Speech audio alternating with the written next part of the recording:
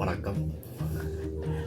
என் வாழ்க்கையிலே ஒரு நல்ல பழக்கத்தை பண்ணியிருக்கேன்னா படிக்கிறது. படிக்கும்போது படிக்கலை. இப்போ இந்த இன்ஸ்டா ரீல்ஸ்லாம் அதிகமாக புக்ஸை பற்றி அதிகமாக போடுறாங்கன்னா அதை பார்த்து ரொம்ப போகிற மாதிரி ஆயிடுச்சு. அதுலேயும்